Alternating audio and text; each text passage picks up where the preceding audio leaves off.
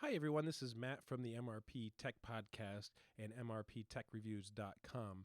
I just wanted to jump on the live stream here today to talk about something that I'm going to work on in my latest episode of the MRP Tech Podcast, and that's Linux Mint 18. And if you've never used Linux before, or if you've been a long-time Linux user, I hope that you find the information provided in this live stream today helpful in some way and some form. So to give you a little bit of background information, I use Windows, Mac, and Linux for a variety of different topics and things that I do in my professional and personal lives. And on my Mac specifically, I always like to keep a virtual machine of Linux up and running for various things that I do, pieces of software that I need from time to time.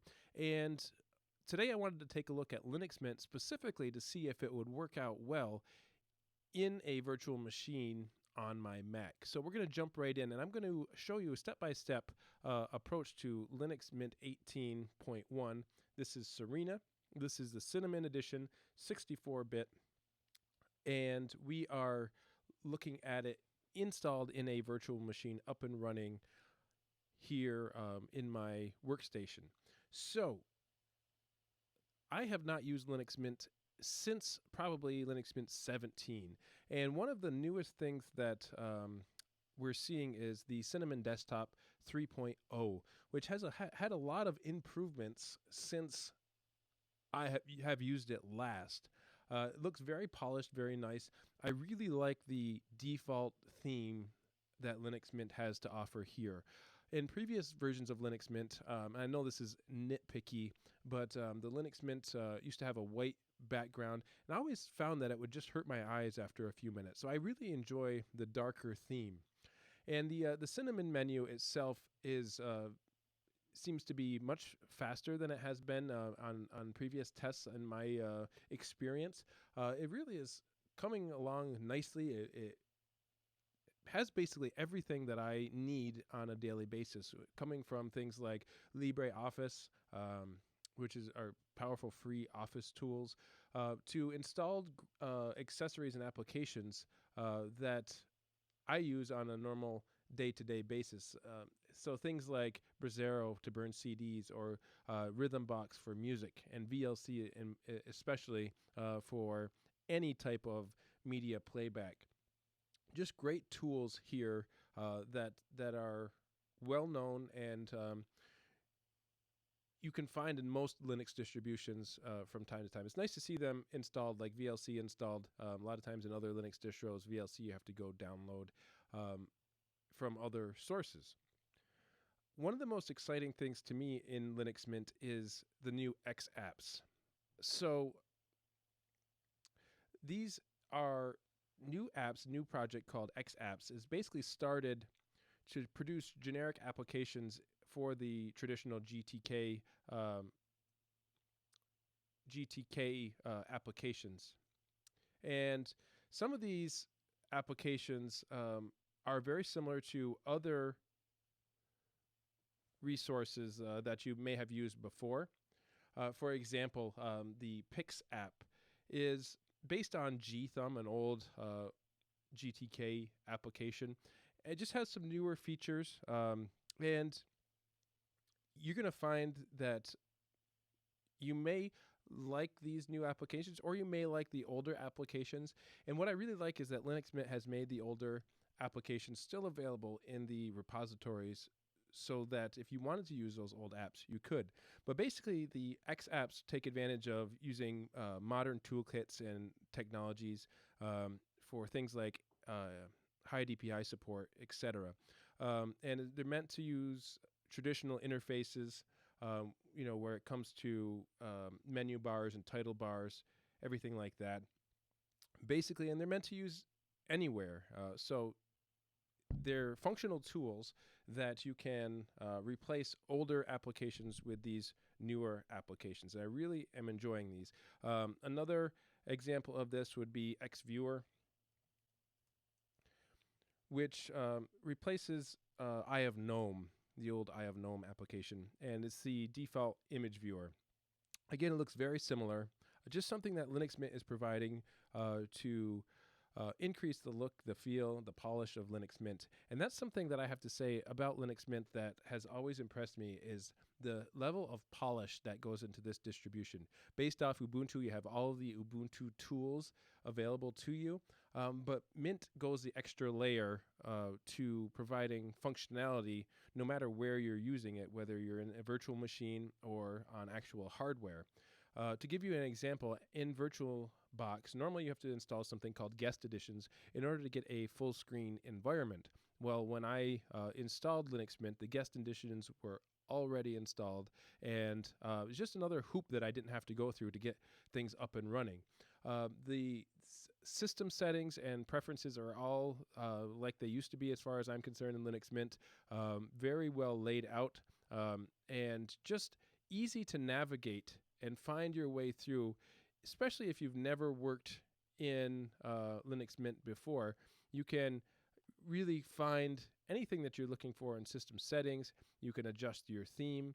You can adjust your backgrounds. Now, the backgrounds is something that I really wanted to talk about.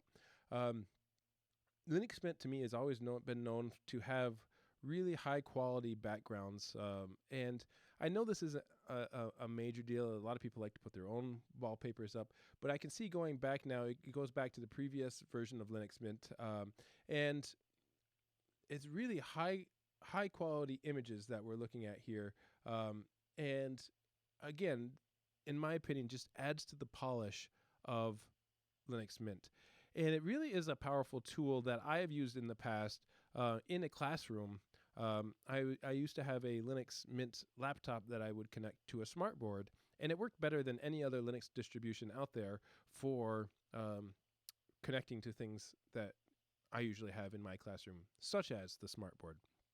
So again, there's a lot of polish I've seen since I've used Linux Mint 17, and 18 really seems to be a really strong release here, and is supported for 5 years, long-term support. So it's going to be supported until 2021. I'm going to play around with Linux Mint for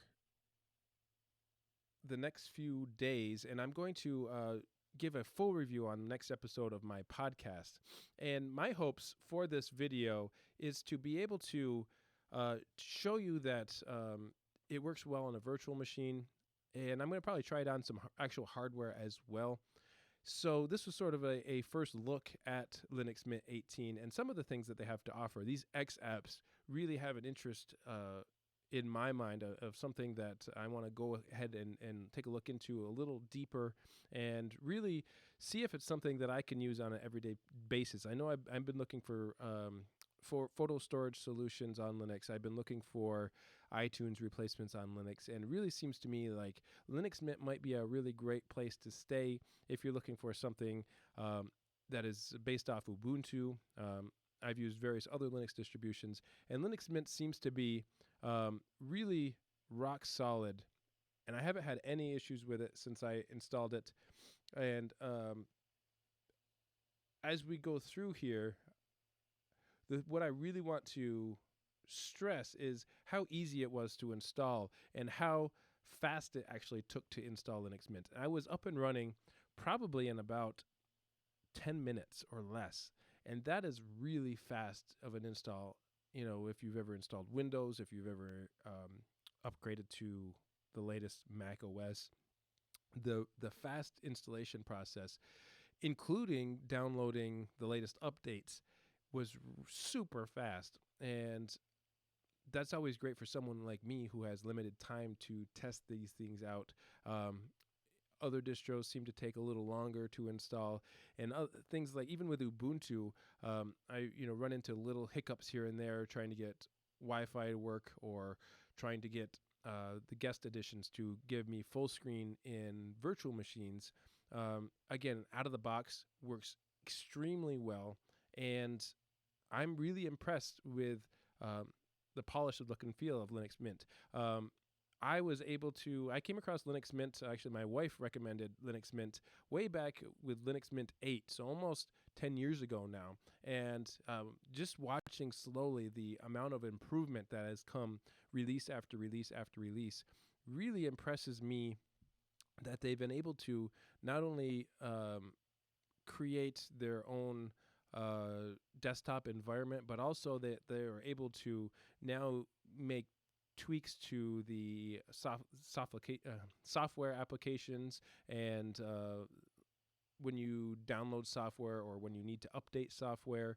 And slowly they've been customizing the look and feel of Linux Mint for the last 10 releases that I've seen. And each time, in my opinion, has been a stable and rock solid release. And so I applaud the Linux Mint group for all of their hard work and for putting out great products for Linux enthusiasts to try and to hopefully stick with for long-term use. So that's my quick look at Linux Mint 18. If you have any questions on how to install Linux Mint 18, leave them in the comments, and I can help you out with that.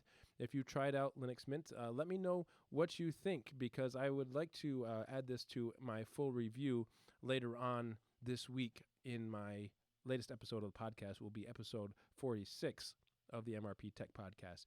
You can download Linux Mint from linuxmint.com. And it comes in a variety of desktop environments, anything from the Cinnamon edition to the Mate edition. There's also a KDE edition and an XFCE edition as well. And there are various Linux distributions that are based off of Linux Mint, such as Peppermint, that are also great products, and encourage you all to try those Linux distributions as well. So that's it for my very quick and very first live stream review. I hope you enjoyed this brief video, and hopefully you'll join us over on Podnuts and podnuts.com for all the great shows over there. And thanks so much for listening, and we will see you next time.